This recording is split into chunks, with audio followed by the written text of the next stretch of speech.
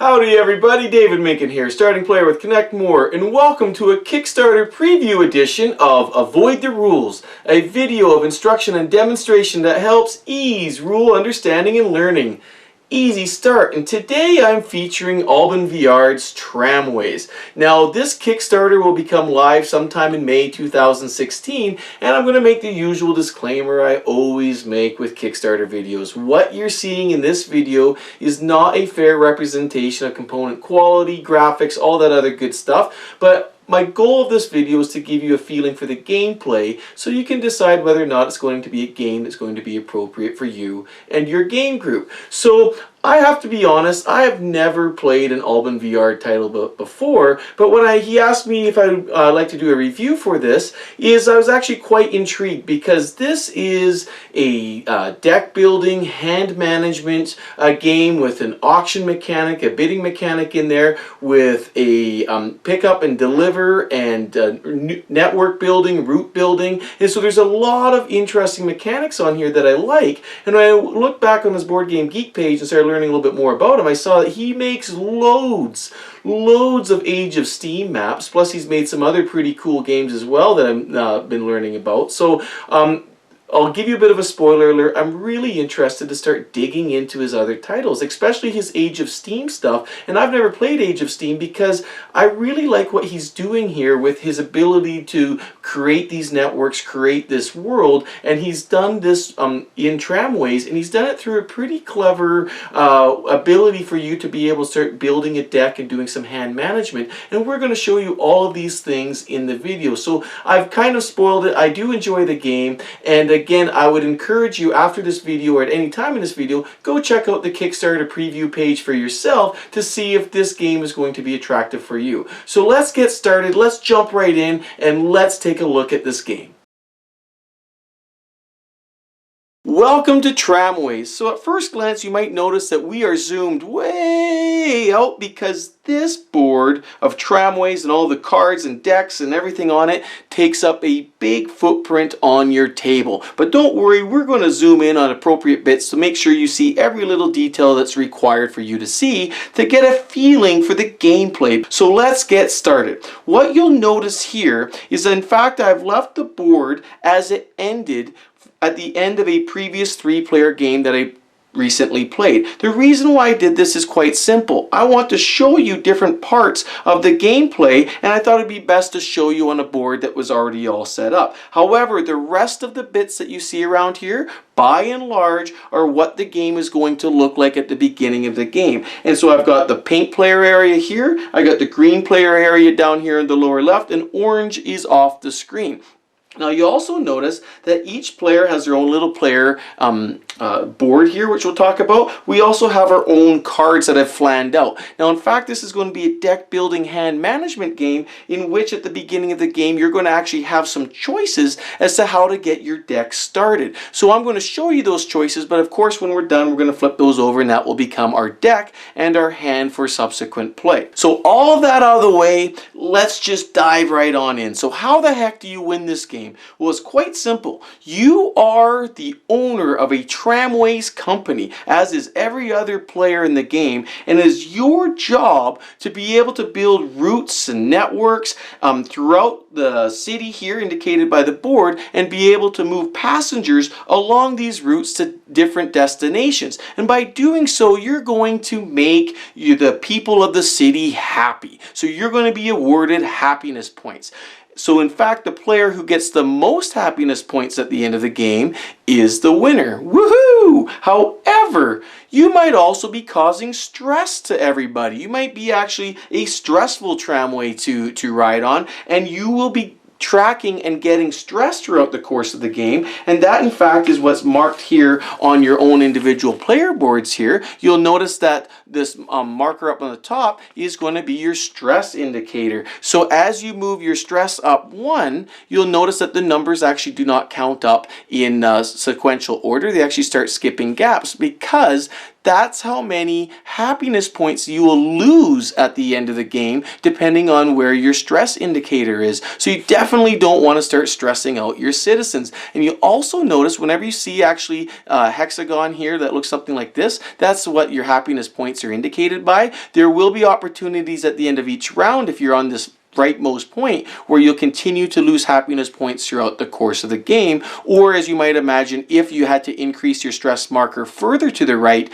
and you're already as far right as you can, instead you lose a happiness point. So that's brutal. So you need to keep them happy, but you also need to keep them from being stressed out. Just chill out, man. Just chill out. So that's going to be your main driver. So there's going to be a lot of ways throughout the course of the game to work your way towards happiness points. What you see on the screen right now is a summary sheet that I've made for Tramways that shows all the little different pieces of the game and how you can earn them and how they all feed into each other, because I always like to know how the different components of the game map into the victory conditions, which in this case is going to be happiness points. So please feel free to email me, david@connect-more.ca, or just download this off Board Game Geek. I'll upload it to the file section there, and feel free to follow along because this is a good roadmap, and I'll be speaking to this throughout the course of the video. It would make sense for us to talk about the actual gameplay so you can understand all the different parts of how happiness points can be achieved throughout the game, but first let's skip to the end of game first because it's actually quite small.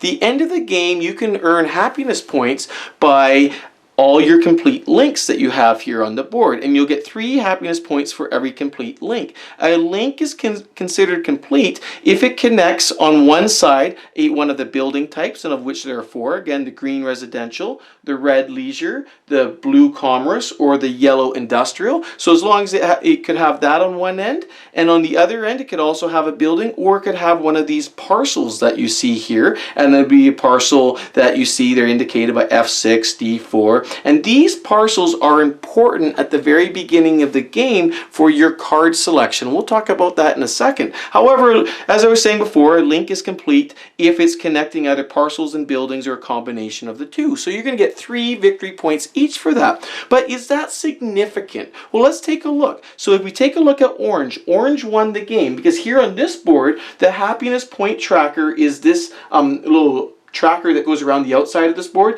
Orange won the game with 46 happiness points. Now if you look at how many completed links Orange has, he has 1, 2, 3, 4, 5. So at the end of the game, Orange would have received 15 victory points for that, which represents maybe about a third of the total victory points that Orange had, just to give you a feeling for the significance of that. In addition, you will also receive 1 happiness points for every $10 you have left in your playing area. Now, I will tell you right now, that's horrible. That's a horrible, horrible exchange rate for your money to happiness points. There are opportunities throughout the course of the game for you to be able to buy or purchase happiness points, which are much more effective, and I'm going to point those out to you before. It's kind of a at the end of the game, it's sort of a kind of a booby prize, if you will, if you just did some bad planning or didn't have the opportunity to actually use your money effectively during the last round. Those are the ways you can earn victory points or happiness points at the end of the game. As I pointed out before, at the very end of the game, you can also lose happiness points. And again, that depends on where you are on your stress level. So there's going to be opportunities in the game to both increase your stress and decrease your stress. So it's definitely something you're going to have to manage. So that's it. That's all that takes for the end of the game. So let's talk about the actual gameplay itself so we can figure out all the other 2/3 or so of victory points that you're going to be earning throughout the course of the game. So let's start with the setup and walk our way through the game round. It's very important to actually start at the setup because right away you're going to have decisions you're going to need to make in order to build your deck. So I'm going to show you a few of the things that happen at the very beginning of the game. Now, to build your deck, we're all going to start with these two generic cards here. I'm going to explain a little bit more detail the anatomy of these cards, but we're all going to get these two generic cards. They're the same for everybody. Then after that, we are going to choose what are called these different parcel cards, and we're going to be able to choose 4. So what you're going to see is on these cards, there is a parcel number. For example, this is I-10, this is M1, and so on and so forth. There's some other different icons which we'll talk about, but you'll notice if we look at the board, now you can imagine during setup that this board is completely empty, and all the parcel cards that correspond to the parcels out here on the board, basically what we do is we just lay them out. So here, for example, that's L1, we just throw them there. Then M11 would be here, that guy would be there, and then M1, and so on and so forth. So here, for example purposes, I'm just showing you 4 of the parcel cards that Pink eventually got, but all of the parcel cards would be out. Nobody would actually have them in their hand at this point in time.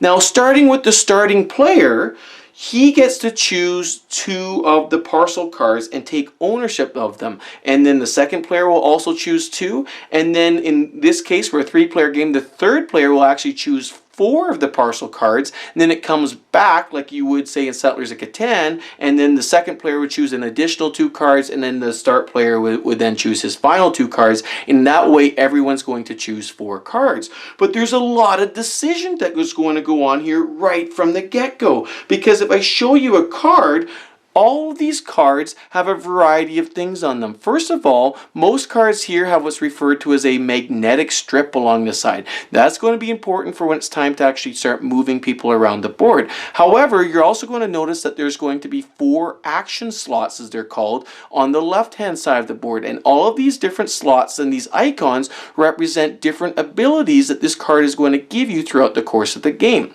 Even this parcel icon is extremely important because you're going to need to have that when you're going to want to be connecting links to that parcel. If you want to be building buildings on that parcel, there's going to be a lot rides on this parcel. But not only that, you see that these cards all have different icons on them. For example, this one here is some different icons, and it's not even a full, it doesn't even have all 4 different icons. One of them is actually empty, but here it might give you some dollars. It might have something of different value to you. So immediately you're looking at this board like, oh my goodness, I don't only need to be able to figure out where I want to start situating myself in this spatial area. And again, these boards are modular. So the final boards are going to be modular. They're going to be double-sided. And the number of boards that you're going to use is going to be player number dependent. So it's going to be crazy. Like just right from the beginning of the game, it's going to be different. And then you see you got all of these different icons. So it's just not a matter of choosing where you want to be, but how you're going to build your deck effectively as well. So in this way, you're actually going to draft 4 of your starting cards. So it's really quite important how you're going to do this. But I'm going to show you what these cards do later and how the action icons, how the action slots work. But for this example, basically Pink took these, ended up with these 4 cards, and he adds them to those 2 generic cards that he has. So now we've got a hand of 6 cards. And so you see again, these 2 are the same for everybody, but now through this draft process, we've all chosen 4 different cards. So that's the first thing. There's going to be another thing, one final card that we're going to get. It's going to be referred to as a development card, and this is pretty cool. The way that this is going to work is you see that there are 3 different decks over here. These are the development decks, and at the beginning of the game, you're going to put out a deck for the same number of decks as there are number of players. So again, this is a 3-player game, so there are 3 decks. Now inside of each deck, there's going to be 4 cards to start the game. So again, what you're going to do is you're going to actually pick one of these piles of cards, and then somebody else will pick the pile of cards, and the last guy will pick his pile of cards, and then you flip through these cards, and now you have a choice. And again, in this particular case, it would have been like this. At the beginning of the game, you have a choice of 4 different cards you can choose from. And again, you see now we have all of these different action slots. They have different icons in them, and so you're going to need to have a clear understanding of what these icons do and how powerful they might be.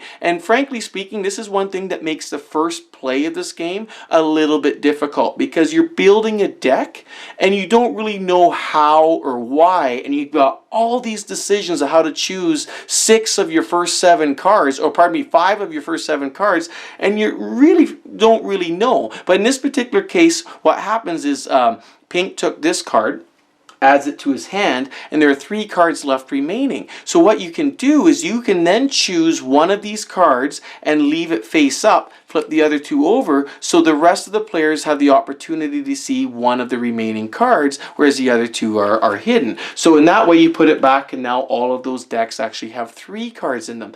It's really cool. It's a neat mechanism because later in the game you're going to have an opportunity to be able to choose one of those piles and take a card from it. So you're going to have to kind of remember what was in there, and say in the beginning of the game if you pulled a cards and you're like, oh, those are all garbage cards, then you'd know later if you have that benefit you'd actually take a different stack of cards and kind of push your luck a little bit through that. So it does require a little bit of memory, and I love games that do that, and it's might just push a little bit of it does introduce some randomness, I believe, into the game depending on where you're at. So in that way we have built our starting hand of 7 cards. 4 from the parcels we selected, our 2 generic, and 1 from the development card pile. And to start the game, everybody's actually in fact going to have a hand limit of 7 cards. So all of these cards will go directly into your hand. Now there'll be an opportunity to increase our hand limits, which we'll talk about in a little bit. But as the game goes on, we're also going to be adding cards into our hands, and in that way we're actually going to start creating a bit of a deck. And so you're going to start having a mild bit of a deck builder here throughout the course of the game, which is really quite cool. And again, like I mentioned before, that might be a little bit overwhelming to choose these cards right off the hop when you're not really sure if what you're doing and if you're really actually making yourself an effective deck. Now anything else related to the setup we're just going to skip past for the purpose of this video, because again there would be some things you would put out here on the board which I'm not showing, because again I'm showing the final conclusion of the board. And one of the things that you would put out, in fact, these little white meeples represent your passengers, and on every single different building type that's already on the board that hasn't been built yet, you're going to put 1 passenger per space, because these are the guys you're going to start moving around when you build your different links. However, I'm going to show that throughout the course of the game, and I don't want to dwell on this setup. Let's get into the gameplay. So we're set up, we're ready to go. So now what do we do? So let's get started. Let's play. So first of all, we're going to take a look at the round indicators here. So we're in the first round here, and there's going to be 6 rounds total. And adjacent to the first 5 rounds, you'll see that there are these different colored cubes placed out here. These were randomly placed, and you can get a variety of different of the same different colors you see here with green. And these colors, in fact, correspond to the different building types that you see here on the map. And this is going to introduce a really cool planning mechanism for you, which I'm going to talk about in a little bit, but just keep that in mind. The thing we're interested in right now, in fact, is going to be the auction.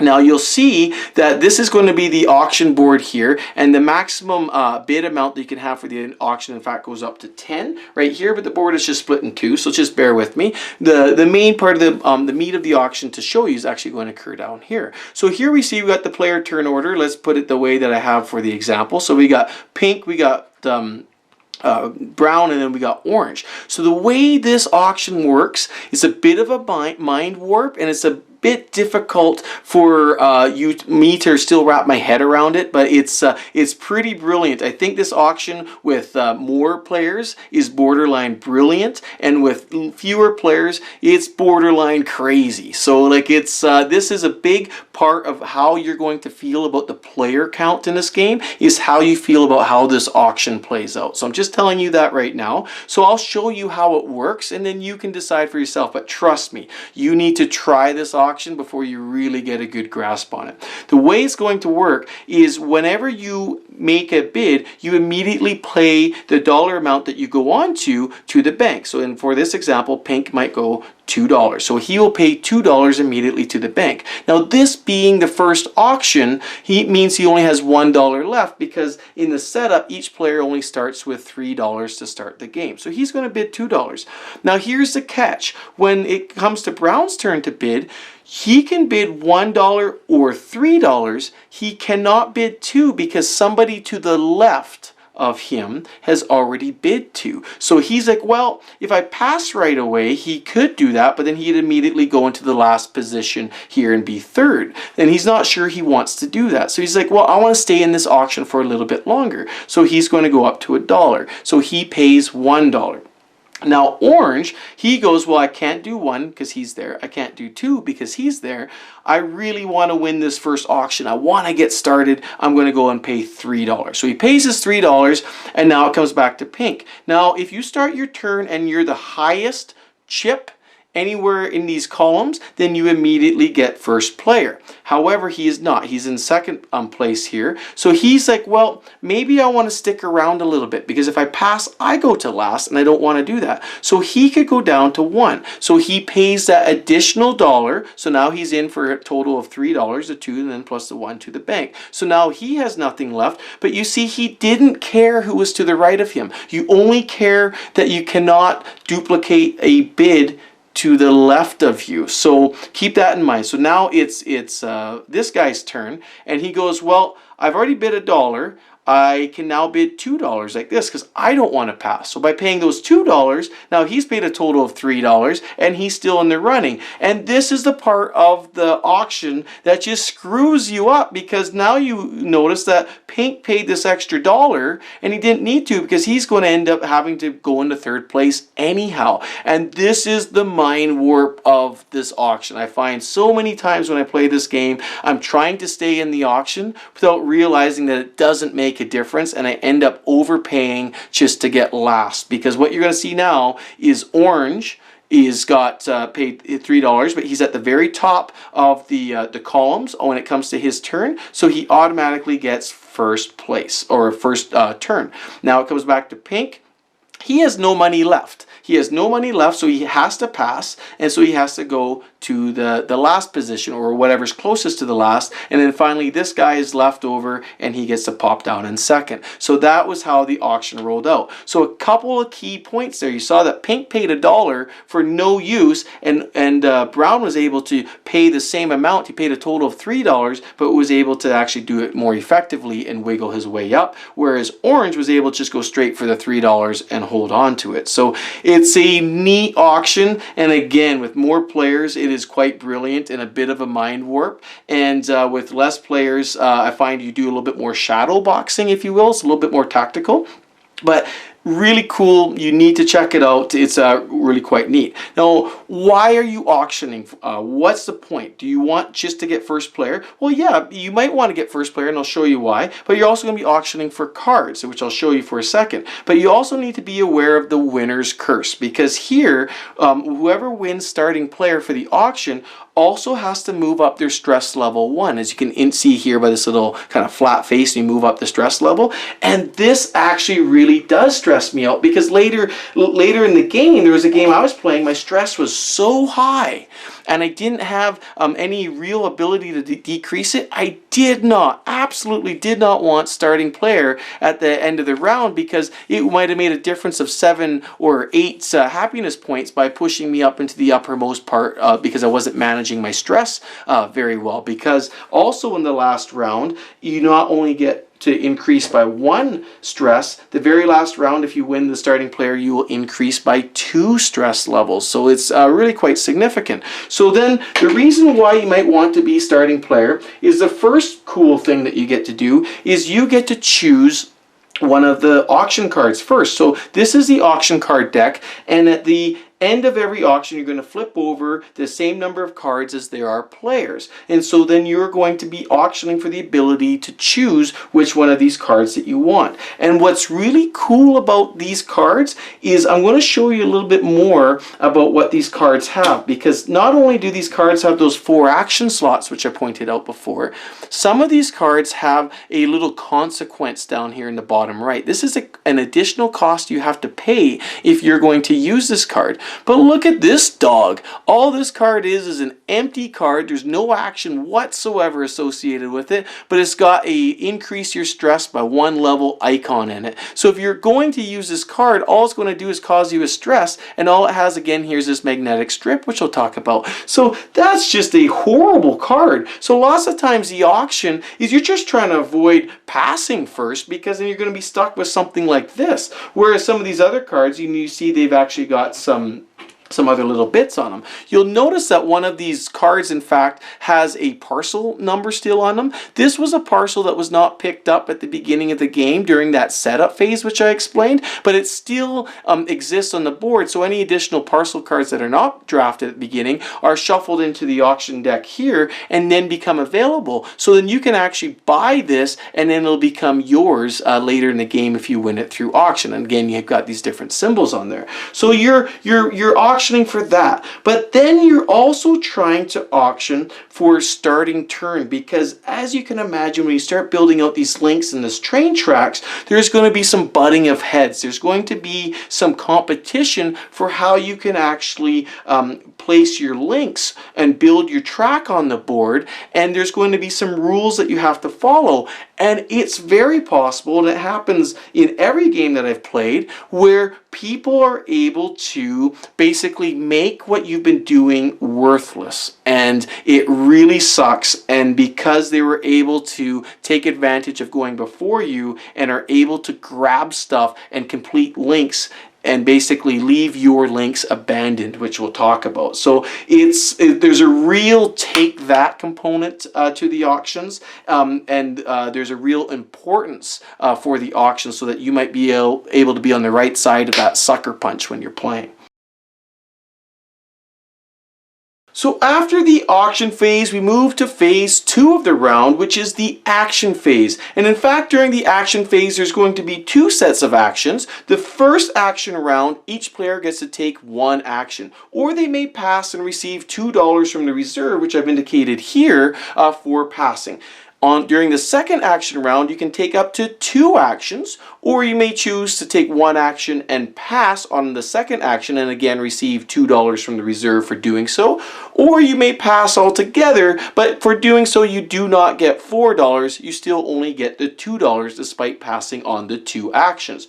So what does that mean? How do we do this? Well, let's look at our hand of cards. So in the first round, nobody's going to have a deck yet, because again, we all started with 7 cards, and that's going to be our hand limit. So this is going to be all the cards that we drafted at the beginning of the game, plus the 2 generic basic ones that everybody gets. Now, I've talked a little bit about all of these different action slots that exist on the cards, and there's up to 4 action slots, and some cards like this one you see here have an indicator or an icon in each of these action slots, where some other ones do not. Now, this is the crux of the game. This is how you do stuff. And so you're going to be able to do things based on the different icons that you have in the cards available in your hand. Now, the one thing that I need to point out, some of these icons are not available during this round. And during the first play that I had for this, it was a tad bit confusing as to what was available during the action rounds and what was available in the subsequent round after this, or the subsequent phase, which is called the administration phase.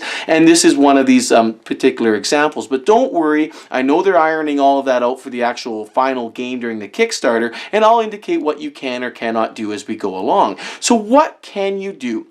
Well, the first thing that you can do, and like any route building game, is you can actually start building your links, start building your tracks, and start connecting up these parcels and these buildings that exist out here. And so in order to do that, what you need to do is you need to look at your cards here, and you're interested in this icon right here. It looks like a little railroad icon, and you need to play exactly the number of icons required for how many different segments that you actually want to put on here. You are not required to complete these links in one go. You can work on them piece by piece from round to round. That is perfectly fine. But the reason why you might not want to do that, so say for example, let's go look at this example up here, and Pink only wants to build 2 links. So what you can do is you can choose as many of your cards as you can with these different icons. So you could take this card and you could take this card, and now I've got these 2 separate icons on here. So I could play these cards, but in addition to playing the icons, I must also play one of these rail workers here. In the beginning of the game, every player is going to start with 2 of these little gray meeples, which are rail workers, and your hand limit effectively is also 2, so you start at your maximum. So whenever you decide to take the build railway action, you must dispose of one of these guys for whatever link that you're working on. So by only playing these 2 cards, and which would allow me to build 2 segments of the link, plus this guy, I would be able to add 2 segments. So I could go here, for example, and then here. And that's all I would be able to do. However, on my next turn or during the next round, I would have to continue working on this, because the cool thing about this game is that if you start a link and you do not continue to work on it during the next round of the game, again, the round of which there are 6, not necessarily your next turn, but on the next round of the game, then those will be discarded. You get them back into your hand. You have a motivation to keep working on things. But what is neat is there are certain segment placement rules that you must follow when you're building these segments out here. And there are opportunities for some real take that in this game, so that when you see somebody start working on a particular link, you might be able to start placing pieces that obstruct them and may even inhibit them from continuing to build on that link, and they've just had some wasted turns. So that is pretty brutal. So going back to this example, so if Pink decides to do that, then this is what he would do. He'd play these 2 cards and he would play 1 worker meeple, and that's all that would be required of him, and that would be his action, and he started to work on this particular link. However, suppose he chose to actually, you know what, I don't want to do this because I don't want to burn up another railway worker on a future action turn. So instead what I'm going to do, I'm going to search through my hand of cards here, and I've got lots of other icons here. So maybe I want to just play a 3rd icon. But again, here becomes the decision part of this game, because if I want to play this icon here, well then I'm giving up the opportunity for all of these other icons that are actually on the card, and then it can cause some real analysis paralysis. So, and you can also see here in this particular example, I can use just 1 card to build 2 links. So in this way, I can actually use less of my cards in my hand and keep more options available to me throughout the course of the game, or throughout this round at least. So then you go, oh, okay, so maybe what I'll do instead is I'm going to use these 2 cards. Here we go. And so now I actually have the 3 railway icons. I'm going to place my guy as such, and so I've got all of this. I can now place my last link, and crossing straight links, as I've done right here, that is allowed. That's perfectly fine. That's one of the legal placements for basically competing spaces here on a particular square. There's one more. Whenever you see these curve sections, the only other legal move you can do is you can put another curve on the opposite corner. Those are the only 2 instances where you can actually have 2 different tracks on the same space. They can either be crossing over, or they can be doing these bends like that. Anyhow, we go back to this example. Now, since I have completed a complete link, I am also obliged now to pay a destination at one of the icons at one of the end of these links. So in this particular link, I went between a residential or a green building to a leisure or a red building. So I must have one of those icons available to me as well, and I must play that as well. So let's say, for example, I play this one. It's a green. It's one of the destinations of the track, and you play that whenever you actually complete one of your links. So to build that, I actually now have to use 3 cards and a little worker meeple. I got these 2 cards here for their symbols, and then this one here for the residential. So you can see you start burning through your cards pretty fast when you need to do that, but now I've got that complete link. Nobody can come and screw with me. It is there, it is complete, and it will provide me 3 happiness points at the end of the game, as I've already mentioned. But let's go and run a different scenario. Here is another really cool thing about the cards in this game. You'll notice that on this card, I have 2 of the icons that I actually need to complete this link. And perhaps I want to use this card for later. So it is possible for me to, in fact, only use these 2 cards to do exactly the same thing. I've got my 3 track icons here, which I've laid down 3. I've got my little gray worker meeple, my railway worker, and I also have an icon here that matches one of my destination spots. However, since I'm using less cards, whenever you choose to start using multiple action spots here on a particular card beyond the first one, then you have to pay 1 additional stress for each additional action that you use. So here, you're going to use these 2 cards so it keeps your hand with more options available, but since I'm using 2 of these action slots here, the first one is free, this second one is actually going to cause me to move up 1 on my stress meter here in my personal playing area. So that's the dilemma. That's what you got to be faced with. And I know sometimes when you're near the end of the game, those are some serious happiness points you're going to lose at the end of the game if your stress is way up there. So that's one thing to consider, but it is a way for you to be able to reduce the amount of cards you are and perhaps improve the efficiency of the other cards that you're trying to do. So that's how you're going to build a link. One thing I did not mention is it is possible to build a link between different spaces, including these parcels that exist here. And in order to do that, suppose you did complete the link, you would have to use either the building as I indicated here, or you could actually use the parcel icon as on one of your cards, because again, every parcel that you have the corresponding card inside your hand in your deck somewhere. Now on that, I should also point out that when you are laying track, one of the additional rules for when you're laying track, say for example this here is the neutral colors parcel here.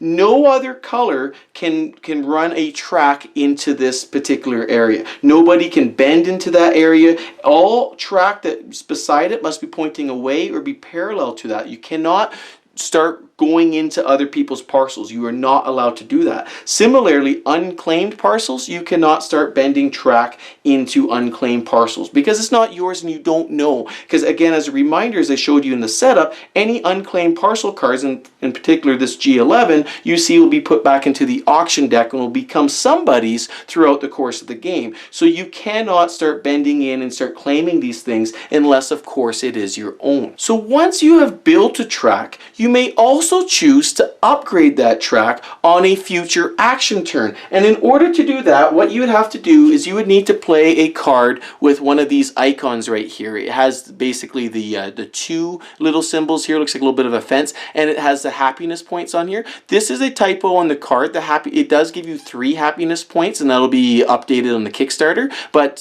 here it shows 2. So what you would do is you would actually play this card, and again you'd have to play one of your destination. So again, if we're using this as an example, you have to play one of your destination buildings as well. So you play the upgrade icon, then you play a destination building. So in this particular case, you may choose to play the green building again. You'd play these 2 things and voila, you've upgraded your track. So what does that do for you? Not only does it give you those 3 happiness points immediately, but the way the upgraded track works is now you flip it over like so, and you see there's a little white strip through there. You're going to find that this is a way to increase your revenue or the money that you can generate throughout the course of the game when we start moving passengers. And we'll talk about that in a second. But before we get to that, let's talk about these buildings. You see that there are some buildings that are already printed on the maps, but there's also been some of these buildings that were built throughout the course of the game. And there are these buildings again available to be built, and the way that you're going to do that is you're simply going to look for a card in your hand that has this action symbol on it. So here it basically looks like the Empire State Building, like I'm going to build a building. And in addition to that, you're also going to need the plot that you're going to build the building on. So you're going to actually need the plot number on here, because again, you can only build on the plots that you require, or the plots that you own, pardon me. So you got the plot, you're going to build a building. So I'm going to put these cards to the side, and then you go over to this area and you take a tile that's for one of the buildings left. I take the residential tile and I find M11, and you see I've already built across here a track. It doesn't matter, that's not a big deal. Let me see, I got a little bit of mix up here. That doesn't look quite right, but it doesn't matter. This will come in and take over, and it actually replaces one of the links, and you see we still have these completed links. This should actually be like that. There we go. So we have this, and I've got my building on there. I also take one of these cards that comes with the building and I add it to my hand. So this is a way in which you can actually start adding cards to your hand. And you see here, basically these cards are all the same for each building type that you have here. So there's no advantage for getting there first in terms of selecting cards for your hand. But you see here, it gives me an industrial building icon, and again, this magnetic strip, which we'll talk about in a little bit. So I just add that to my hand like so, and now I have built a building. I built a residential building. Your motivation for building a particular type of building will be revealed once we show you how these passengers start moving around on the board, because each building has special attributes and benefits that will grant you if you deliver a passenger to that particular building. And on that, I should also point out, when you do build a building, you'd get to take a passenger, not to be confused with your rail worker who's gray. Your passengers are these little white meeples, and you actually add that to the building because now you have a new space where these guys want to start traveling around.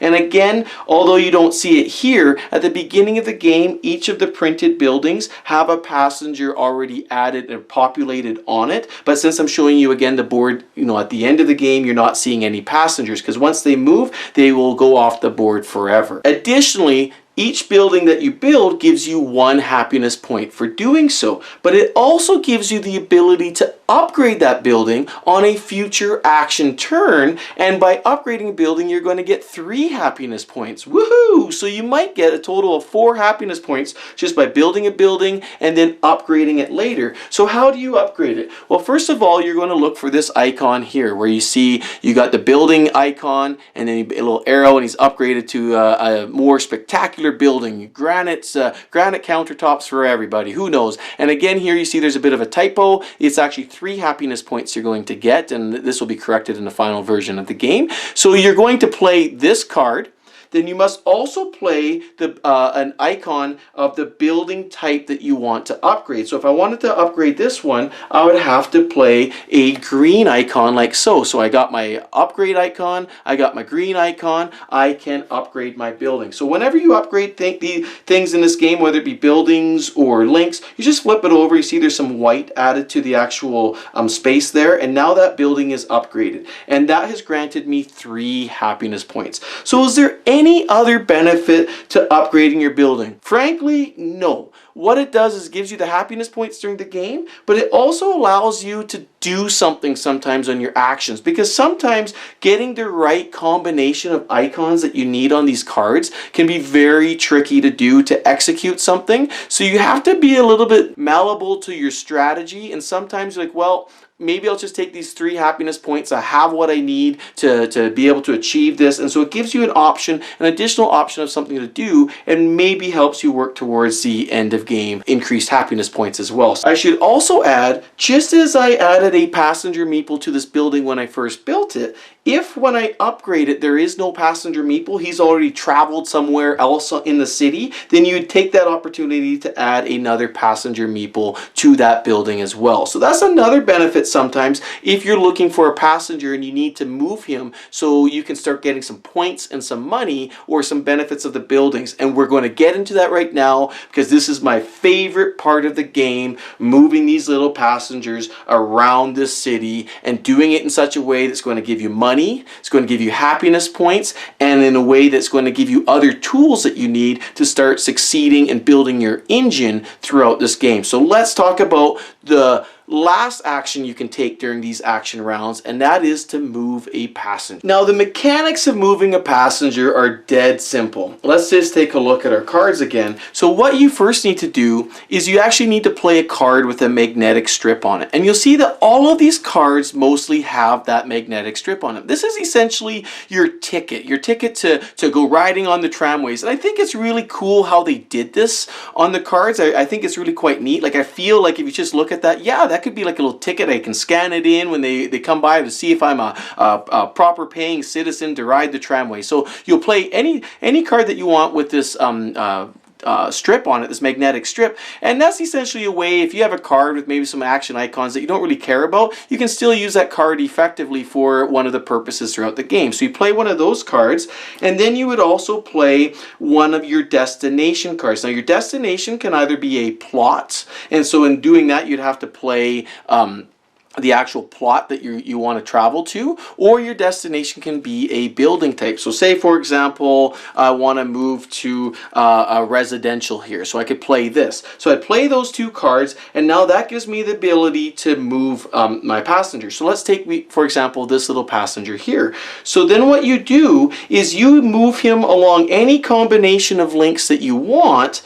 provided that his final destination is going to be, say for example, this residential, and I cannot cross through any other residential on my way. The first residential I hit, I have to stop, and you can't do crisscrossing back and forth. You have to be making unique pathways throughout the way. So then what I'm going to do is along the way I'm going to also award 1 happiness point for each link that I travel on to the owner of that link. So this is a fantastic way for you to start earning happiness points. So suppose Pink decides to move this passenger, it's Pink's turn, then he can move the passenger along this link. That's going to be 1 happiness point. Then he's going to continue moving the passenger along here to this residential area here. Again, that's 1 complete link. So that will be a 2nd happiness points awarded to only Pink, because they were both pink there. And the passenger must stop there because that's the first residential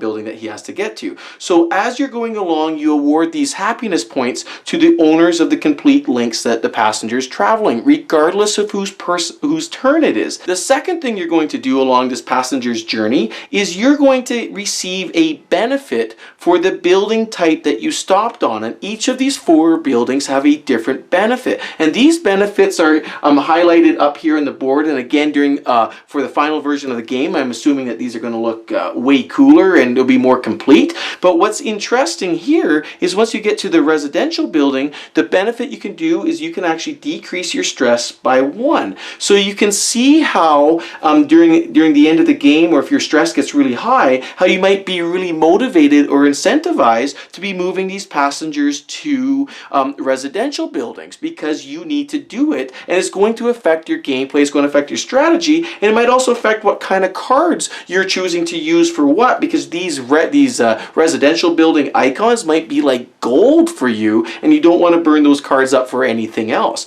So you're going to get a benefit. The other benefits of these buildings is you can go to this red leisure building, and that's where you get to buy victory points. And so there's a little table here, but it's not limited as however much money you have, you can buy as much as you need. There's, for $1 you can buy 1 happiness points. For $3 you can buy 2 happiness points. For $6 you can buy 3 happiness points. $10 4 happiness points, and so on and so forth. So this is what I'm telling you at the end of the game, that $10 for 1 happiness point is a horrible exchange rate when during the game $10 can buy you 4 happiness points. So you definitely want to be doing that if you're starting to accumulate a lot of money, so that you can start buying more happiness points throughout the course of the game. Now we move down to the commerce building. These are these blue buildings here. Now these buildings allow you to either get more money, so you can land here and just simply take $5 from the reserve, so you could do that, cool. Or you can start building your deck some more. So you remember these development card piles, stacks that we made during the setup, and there's 4 cards in them, and everybody got to look at one stack and take a card and then just put the other stacks back there. Well, you can choose one of these 3 stacks. So say for example I might want to take these, and you can choose one of these cards from there for landing on a commerce building. So if you saw something juicy during the setup, then you might be incentivized to go here so you can get some good cards to continue to build up your deck in an efficient way with the things that you want from it. So, but if you're not really sure and you don't want to take that chance, because that might introduce a level of randomness to some people that you might not enjoy, especially near the end of the game. If you're kind of throwing a Hail Mary, like, I need something better, I need a different card. Well, you might go there, but you might not be happy. You might be disappointed with what you're going to get. So then you can just simply take the $5 instead. But for doing this, since you are going to the commerce center of the city, it's going to cause you a little bit of stress. So your stress marker will go up 1 for staying in one of these commerce buildings. And finally, we have these industrial buildings here, these gray buildings. Now, the cool thing about these industrial buildings when you deliver a passenger there is that you get an additional rail worker. So again, you have to respect the 2 rail worker hand limit that you have, but this is a way to be able to get these rail workers, and you'll need them because, again, as I showed you earlier, is these guys are critical for every time you take the build link action. You need one of these guys for the links that you're building. So those are quite critical. But again, this is the industrial smokestacked region of the city. Is going to bump your stress up a little bit as well. Now, I should add, when I talked about the build a buildings action, when you build an industrial building on one of these plots out here, so for example, you see here in I-10, Pink chose to build an industrial building.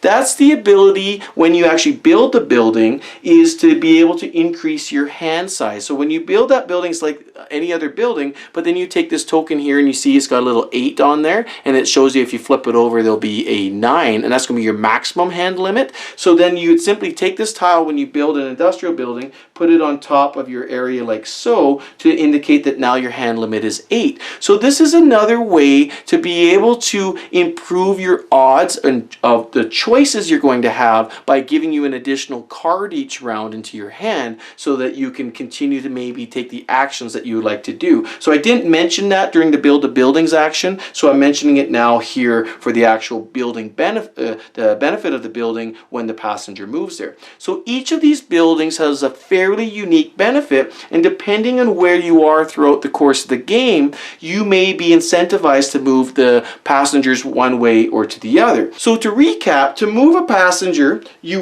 move a passenger from a starting point to his end point. We're going to give 1 happiness point per completed link to the owner of that link. So you're incentivized to be moving mostly on your own network.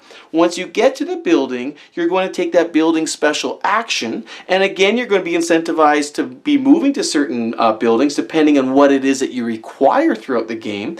And then the third thing that we're going to do is we're going to take our meeple, we're going to put them back at a starting point here, and we are going to retrace our steps, and we are going to give $1 to the owner of every single little segment, not the link. The link is the full thing, but for every segment we traverse, we must give that owner $1. If it's your own section, you get the benefit of receiving the $1 from the reserve itself. So here, this is Pink's turn. So since he's moving this passenger from this building over to this residential building, he would get $1 from the reserve here. And then here, to traverse this upgraded link, what you do is you look at the entire upgraded link in total, and you look at what 50% of that would be. So here we see we've got 3 segments, so 50% of that would be an additional $1.50, but you round up. So woohoo, that's great for you, so you get an additional $2. So you would get $3 plus the additional $5 because it is upgraded. Now that the passenger is here, he goes off the board and you are done. You've paid out for each one of those links. Now, the cool thing here is if on somebody else's turn they move a passenger across one of your links, you get paid from them, and if they cannot pay you, they will still complete the journey that that their passenger is going to take, but they will also receive 1 additional stress because they weren't able to pay out the entire length of the journey that their passenger wanted to take. So you can see now when you actually start upgrading these links, you'll start collecting more money, especially if people start using your links. So that becomes another strategic part of this game, is how can I place my links in such a way that people will have to use them? And again, that's going to go back to sometimes starting player really matters. And it goes back to this auction, that you really need to be aggressive and to understand that auction correctly so you can get out and do what you want to do. And then you need to be able to connect it to the proper places so people can use it. Like, there's just so much going on. And so finally, once you've done all that, you've paid out everybody, then this passenger just vanishes. He goes back into supply. He is now off the board. So that's why throughout the course of this video, you haven't seen too many passengers, because this board again was a representation at the end of the game. So you can see that we can add passengers to the game so far by actually building buildings, then upgrading that building provided that there is no passenger still on it. But I also want to draw your attention now to these little cubes that we have over here next to all the different rounds. So again, I'll pull this up here, a little bit more detail here for you. we have the 6 rounds here, but in the first 5 rounds, we see that there's these different colors on here. Well, these colors represent the buildings that at the end of the round will have new passengers added to them, provided that those buildings are empty. So at the end of the first round, all of the commerce buildings that are on the board that do not all have a passenger on them because they've already been moved and taken off the board, then they will be populated with passengers. And then in the second round, it'll be the residential buildings, and then in the third round will be the industrial buildings and the leisure buildings, and then finally again the residential buildings again. Now this is completely randomized, completely thrown out, and it's possible to have up to 4 of the same, I believe, that could go here. So that really affects how these guys are going to be moving around, where the passengers are going to be available. So you need to be looking at that when you're building your links to understand, well, which guys do I want to move so I can get more passengers onto the map so that I can move them around, take advantage of all the benefits that they give when I'm moving them. They give happiness points, they give dollars, they give certain benefits for the buildings that they're on. Like, it's another piece of the puzzle that needs to be considered on your turn. Those are the actions you can take in the action round, and that's really the meat and potatoes of the game. It's just fantastic. So then finally we're going to have at the end this phase 3. It's called administration, and so this goes back to these other icons that are still in your action slots, and the rules apply the same. If you're going to use multiple action slots on a card, you have to pay an additional stress per additional action slot you're going to do. But the things you can do here is you can simply just take money. So here you take $1. You could also, on this particular icon here, this allows you to get another rail worker here, so you'd be able to take another gray guy. And again, you have to consider your hand limits. You may also be lucky enough to have a card with this icon on it here. This is basically a decrease stress icon. This is the time you do it, so you play this card for that, and then you decrease your stress by 1, which is fantastic. And these cards, sometimes they're quite hard to come by, so they're quite highly sought after, especially if you're visiting a lot of these commerce buildings and industrial buildings, or if you're winning the auction a lot, your stress just keeps going up and up and up. So it's good to have a card like that to be able to bring it back. And the last thing you can do is if you have one of these icons right here, which shows a passenger here, and that same icon is also the icon over here on the board showing you all the different building benefits for when you move a passenger. Here you can basically add a passenger to any empty building on the board. So this is a way to kind of seed in a passenger that you might like to be able to move around. So that's another way you can actually add these passengers in perhaps an area that will be beneficial for you, so they'll be forced to use your links. And so the last thing you can also do is you're going to be left with a few cards left in your hand, because throughout the course of these actions and the administration, for every time you play a card, you'd put it here in your discard pile here. You just discard them away. So you get to discard 1 card for free onto that discard pile, and any remaining cards that you would like to discard, you must pay $1 to do so. And in addition, as I pointed out on previous cards, sometimes there's a little icon here, the consequence, that you actually have to pay for the card. Whether that card is discarded or played, you still have to pay that consequence, which kind of sucks. So the reason for doing this is because at the beginning of the next round, you're going to draw up to your hand limit, whatever that might be, 7, 8, or 9, depending again on how many industrial buildings you've built. And so then you can be able to hold on to some cards into your hand into the next round, or if it's just junk and you want to get rid of it, but you have lots of cards you want to, you get 1 for free, and after that, everything will cost you $1. So then you get rid of that. Then at the end of the round, you're going to draw back up to your hand limit. We will then populate the buildings indicated here by their colors, as I've already indicated, with passengers. And if you are unlucky enough to have your stress all the way to the very top, you will also lose a happiness point if it's in this final spot here at the end of the round.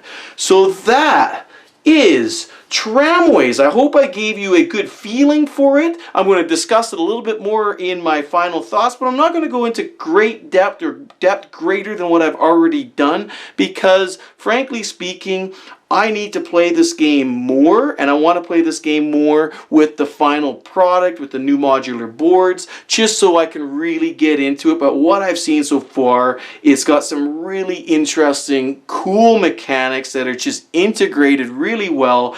and there's a lot to think about, and it's kind of hard to kind of grog it your first go around, and especially this auction. And I think that's going to be how you're going to respond based on the number of players is how you like that auction, and then the interaction on the board here is quite amazing. Well, thanks a lot for watching, and thanks for sticking around for some final thoughts. Now, you might notice throughout the course of my videos, I like to give my thoughts and commentary during the video itself, while I'm actually explaining a certain component of the game, because at that point in time, it's actually relevant. It's actually relevant commentary. So I find it makes my videos a little bit longer, and it makes these final thoughts more or less redundant. So anyhow, let's just make this quick, short and sweet, then let's talk about some of the things that I like and what I don't like in this game. So one thing that I really like is I like the hand management, and I like how right at the very beginning of the game you are choosing a hand not just for the cards, the abilities that it has, but also for the spatial spot that it has here on the board, and it creates some tense decisions right off the hop. So that is great when you're familiar with the game. Not so great when you're not familiar with the game, because this is one of these games that's going to scare away noobs just because right at the beginning, I don't know, is this good? I guess so. Is this bad? And then sometimes you might fall in, or some players might fall into the routine of just basically saying, well, I don't know, it doesn't really matter. And then they stop caring about some of their decisions because they're not sure how relevant those decisions are.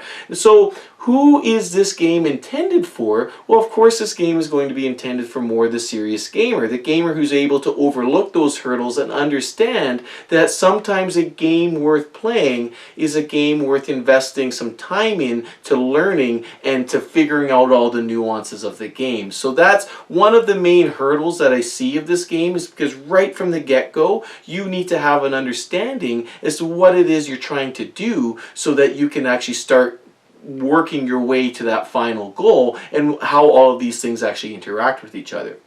The second thing, which I said it in the video, I'll say it again, this auction bidding, I'm curious to know what other people think about this. I think it's very innovative, and that's the other thing that I'm learning about Alban VR by playing through this title. He strives for innovation, and I was interacting with him a lot leading up to while I was playing the game and making this video. He strives for innovation, he strives to be unique, and he strives to be doing something different. And this auction mechanic I thought was really great, and for me it shined with more people, because it became a really interesting brain melts trying to figure out what other people are doing and how you can kind of massage your way and stay in the bidding so that you're not overpaying, because often, as I showed in a video as well, you pay because the tendency when you're bidding is you want to stay in until the last possible chance when you actually have to pass. Well, in here, this bidding mechanic is such that if you do that, then you're going to end up overpaying to actually still get last. And so it takes a little bit to wrap your head around, but I fully encourage you to give it a shot and see what you think about it, because it's quite unique. And the thing I like about these auctions, when you're bidding for these cards, a lot of these cards in the auction deck aren't great. Like, there's some decent ones, but they're not great. So you're not so much sometimes bidding to get what you really want, you're bidding so you don't get what nobody wants. And so I also like that. You're actually starting to pay to keep your deck from getting the junk added into it. I thought that's neat. I was trying to reflect upon other card games or other deck building games that are out there where you're actually trying to actively avoid adding junk into your hand, and you're actually paying a premium at times to do so. So you're not necessarily interested in the good card, you're just interested in not getting that bad card. And I did talk about it in the video. There are some cards in this action deck which say void on them. They have nothing. They don't even have a magnetic strip on them. They're the one card that doesn't have the magnetic strip to move the passengers. And these cards, if you win them in the auction, they come into your hand and you have to get rid of a card out of your hand and discard it. And so it like replaces something that's good. It's like a 1-2 punch. Like it's quite brutal, and you really don't want to get this card in your hand because it just sticks around for the rest of the game. So on that, one thing I didn't mention throughout the course of the video is when you're going into the sixth and final round, because by now you have accumulated different cards both through the auction, or perhaps you got them from the commerce building, you came up and chose some cards, you're accumulating cards and you actually have a bit of a deck built up. Now, what I found with some of the guys I was playing with was near the fifth round, some of them were starting to get a little bit upset because they were working to get cards that they really wanted to, but it's not like you're building a huge Dominion style deck. You've only added maybe 6, 7, maybe 8 cards to your hand that you started at the beginning of the turn. So sometimes it's hard to get the combos that you want and you start getting a little bit frustrated. But there's a workaround to that. Going into the sixth and final round, you get to basically place out all your cards that you have and choose what your final hand is going to be for the last round. And that's a very critical point to point out, because you can start tailoring your final moves that you want to do. So I thought that was kind of neat. I'm not sure how I feel about that, to be honest with you, because I feel games, when I'm playing them, you kind of get into a certain rhythm, a certain mentality, there becomes a certain ebb and flow to a game. And I find that when there's something new added, especially going into the last round, like such as this, we found that it slowed the game down a little bit, because now you have your choice. Essentially, there's some other little niggly bits you got to worry about, but you essentially have your choice as to what it is you're going to be doing in the last round. And so now you're trying to plan out that entire last round in one go, so make sure you have all the cards for it, and it can really put a break onto the game. And while people stop, they got their analysis paralysis, they might be in the hunt for trying to win, so they're trying very desperately to get what they need, and counting out the points that they think they're going to get, etc., etc. And I just found that it's kind of stopped the ebb and the flow. But it was good, because at about that point in time in the game, that's when you started going, oh man, I've been working to build my hand. And the object in any of these deck building games is to start introducing these efficiencies so that you can actually get what you need near the end of the game and then sail to victory. So whereas here, sometimes you just find your hand gets split, your deck gets split with these cards, you're like, oh, I'm not getting what I need. But then just when you start getting frustrated, and you don't get frustrated all the time, but the possibility does exist, then you have this reset going into the last round so that you can actually focus on your strategy. So some people will really like that, because it's a way to solve any problems for if you're getting frustrated by how your deck is looking. And other people might not like it, because it interrupts the game. It's like a little speed bump going into the final game. Myself, I'm fairly neutral on it, but that's something to point out that I didn't talk about throughout the course of the game. Now, the thing I like best about this game is there's a constant competition. And if you don't see that competition and who you are going to be dueling it out from turn to turn, around to round, then you're not paying attention. And I like that aspect of the game, because it starts right with the auction. If you don't get starting players sometimes, and again, we're talking about those cards, but spatially, sometimes if you leave a link out there that you're still working on, you have put a target on your back for people to start trying to get ahead of you and perhaps screwing you over, so you cannot continue building that link, because there are some very strict guidelines for how you can actually start building these links. And it can be possible that you can get boxed in, and you do not want to be doing that. So you have to be very aware what other people are doing, and if you give them an opportunity, a good player will see that opportunity and they will screw you. So I really like that. I like to take that element to the game, and if you're playing this game right, you're going to be upsetting people. So again, some people might like that and some people might not like that. It's again entirely based upon your preference and what type of game experience you're looking for. Now, what about player count? Well, I'm pretty sure that Rahdo will do a 2-player review of this game, because I see he's done a lot of other Alban VR titles, or pretty much every title. But so I'm curious to see what he has to say, because my wife and I, when we played this game, we found that there was too much space on the board. We found that if we were to play this game, and that was before, in fact, the boards became modular. But now with the modular boards, I think you can design the initial setup so you can make a tighter game for you. So for a 2-player game, I would encourage you that if you play it once and you find that it's too much space on the board, you're not having that direct competition that you'd really like, if that's the type of experience you're going for, don't discount the game. remodularize the boards, play with it. I know Albin's working with different combinations for how these boards can look, because there's so many variabilities to how you can set up this board. I'm quite confident that when you have all those setups available to you, that you can find something that will be quite tight for a two-player game. I just had the one board for my wife and I, so we didn't really explore with all the different combinations, but I know for a fact that they're out there. For me, the game really starts to shine 4 or 5 players, because it is a tight game. The board expands out for these additional players, so again, you can modularize that depending on how tight you want to be. The only restriction you have is that you have to make sure there's a minimum of 4 parcels on the boards per player, because you need those cards at the beginning of the game. But it really shines as well with the auction mechanic, because it really becomes a very tactical battle when you're auctioning, whereas I found with 2 players it became more of a shadow boxing event, and my wife and I were we found that it was something that basically just drained some money from us, and then we didn't really get much of a change from it. So 2-player, we weren't too excited about the auction mechanic, whereas with 4 or 5 players it was really quite neat and very interesting. So I definitely prefer this game with more players. So the time it takes to actually learn the mechanics of the game, it's not going to take you very long. It's going to take you half a game or a couple rounds for things to really start kind of clicking and for you to feel the flow of that game. But the time it's going to take you to really start delving into the strategy, like any of these big games, it's going to be 1-2 games, because there's a lot of really interesting things here, because there's a lot of different ways in which you can start getting happiness points. Now, there are happiness points that can be rewarded at the end of the game, sure.